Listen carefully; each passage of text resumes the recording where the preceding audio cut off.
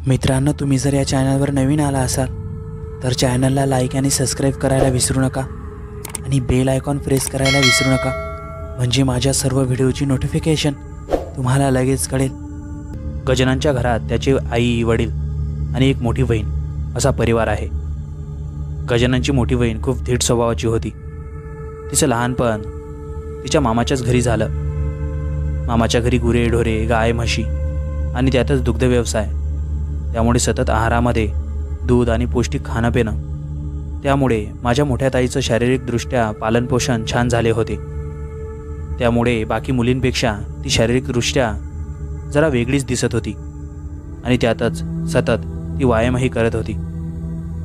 मग काही दिवसातच ते मामाचं घर सोडून ती आमच्या घरी आली। शेवटी म्हणतात ना, आपलं घर आपलं घरच असते, तसंच काहीसं।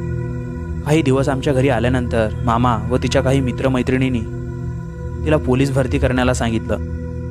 माझ्या ताईंची उंची आणि शारीरिक दृष्टी चांगली असल्यामुळे माझ्या घरच्यांनीही तिला पोलीस भरती करण्यासाठी परवानगी दिली।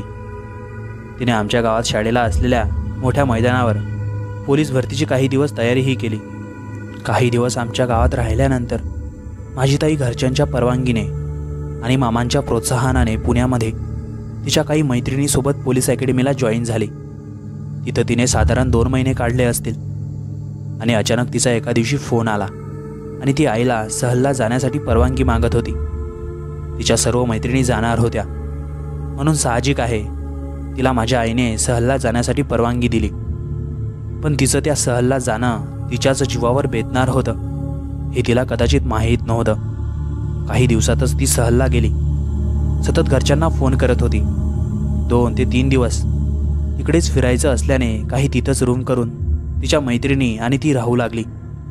सतत 2 दिवस फिरत असल्या कारणाने त्या दिवशी सहलचा शेवटचा दिवस होता, म्हणून आज खूप वेळ माझी ताई आणि तिच्या मैत्रिणी तिकडंच फिरत होत्या। तरी माझ्या आईने तिला फोन करून बजावले, अगं एवढा धीटपणा करू नकोस, रात्री अपरात्री रानमाळावर फिरणं बरं नसतं। एवढं सांगितल्यानंतरही तिने आईचे काहीच ऐकून घेतले नाही आणि त्यांच्यासोबत एक विचित्र घटना त्या दिवशी घडली। ताई सांगत होती, आम्ही आईचा फोन ठेवल्यानंतर एका झाडाखाली बसलेलो होतो। जेवढे पण लोक सहलीला तिथं आलेले होते सर्वच आता घरी परतत होते। काही पुरुष व स्त्रिया घरी जातानीच दुरून दिसत होत्या। संध्याकाळ झाली होती। ड्रिल करण्याचा लोकांचा आवाज आता बंद झाला होता। बघता बघता रात्रीचे 7 वाजले। मी केलेल्या भाड्यांच्या रूमा हे जास्त लांब नव्हत्या, म्हणून काही जास्त वाटत नव्हते। ही आमच्यातील एक मैत्रीण म्हणाली, निघूया इथून, रात्र झाली तशी पण। मी तिच्यावर हसू लागलो। ती माझी एक मैत्रीण तिला म्हणाली, तू इथंच घाबरते, कशी काय पोलीसमध्ये लागणार? म्हणून ती गप्प बसली आणि आमच्यासोबत येऊ लागली। तर आम्ही काही पुढं आलो तर कोणीतरी फुसफुसत आहे असा आवाज आम्हा सर्वांच्या कानी आला। मी सर्वांनी एक आवाज दिला, कोण आहे रे, हैर्या? काहीच प्रतिसाद आम्हाला आला नाही आणि काही क्षणातच लाल भडक चमकणारा एक अग्नीसारखा गोळा पुढं आम्हाला चमकताना दिसला। तर हा काय प्रकार आहे मला कोणालाच कळत नव्हते। तसं आमची एक मैत्रीण म्हणाली, हा काहीतरी चप्प्याचा प्रकार आहे, पण जिथून आलो तिथून परत जाऊया। माझी आजी सांगत होती, हा प्रकार खूप विचित्र असतो, हा जीवही जाऊ शकतो।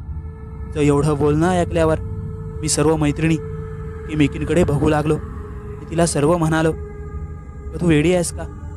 अशा गोष्टींवर विश्वास ठेवते? असं काही नसतं, ते आपली कोणीतरी चेष्टा करत आहे। पण हे नेमकं काय आहे ते बघूया। माझी ताई आणि तिच्या मैत्रिणी खूप धीट स्वभावाच्या असल्यामुळे त्या झाडाझुडपांकडे, त्या अग्नीसारख्या चमकणाऱ्या त्या विचित्र प्रकाशाकडे त्या सर्व जाऊ लागल्या। जशा जशा त्या पुढं त्या प्रकाशाकडे जाऊ लागल्या तसा तो प्रकाश पुढे जाऊ लागला, म्हणून त्या सर्व त्या प्रकाशाची मजा घेत त्या सर्व त्या चमकणाऱ्या गोल अग्नीसारख्या विचित्र चमकणाऱ्या प्रकाशाच्या मागे जाऊ लागल्या। त्या सर्वांना यांची कल्पनाही नव्हती की आज त्यांच्यासोबत काहीतरी विचित्र घडणार आहे। आता रात्रही खूप झाली होती।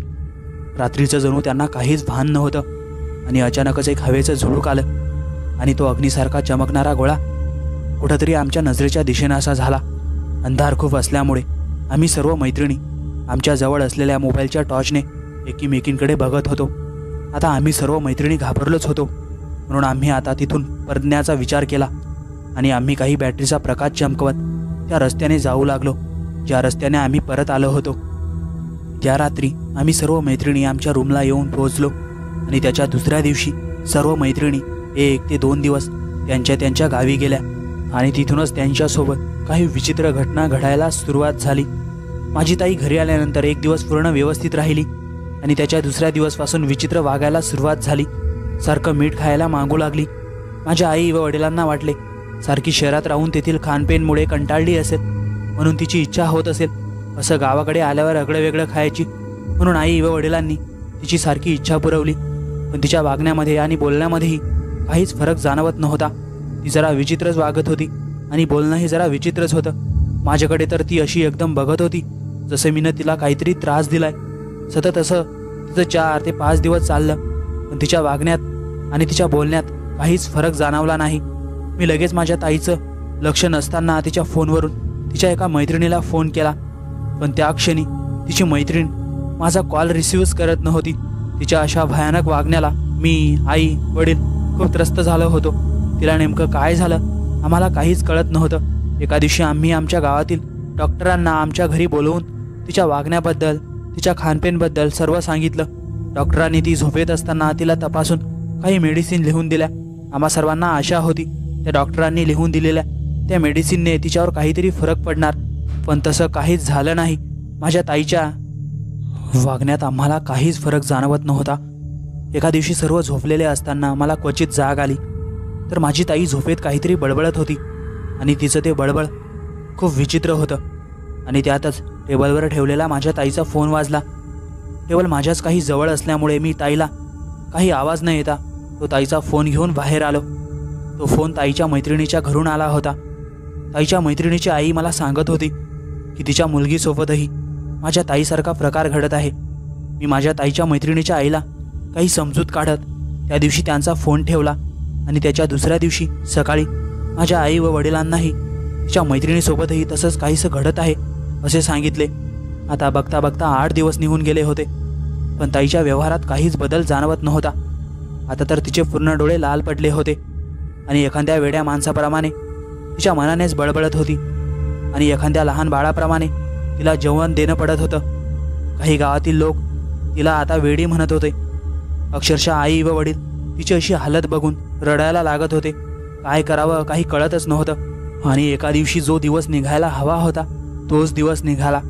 माझ्या वडिलांच्या एका मित्राने त्यांच्या मुलासोबतही असा प्रकार काही वर्षापूर्वी घडला होता असं सांगितलं आणि त्यातूनच माझ्या वडिलांच्या मित्राने माझ्या ताईला आमच्या गावच्या काही लांब असलेल्या सैलानी गावाला घेऊन जायला सांगितले. आता तेच गाव आमची एक आशा की तिथं माझी ताई चांगली होणार.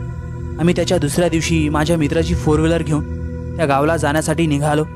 रस्ता व्यवस्थित नसल्यामुळे खूप वेळ लागला. साधारण 8 वाजून गेले होते, पण ते गाव आता काहीच अंतरावर होतं. जसं जसं आम्ही त्या गावच्या जवळ जात होतो तशी तशी माझी ताई तिचे हातपाय ताठ करत होती आणि आमच्या गाडीसमोर एक विचित्रच प्रकाश चमकत होता. तरी आम्ही धीर धरून शेवटी त्या गावात पोहोचलो. माझी ताई जोरजोरात ओरडायला लागली. आम्ही तिथं काही वेळ थांबल्यानंतर माझ्या ताईजवळ एक पुरुष आला. त्याने काहीतरी तेथील हातातील तिच्या डोक्यावरून फिरवले आणि तिचं ओरडणंही अचानक थांबलं.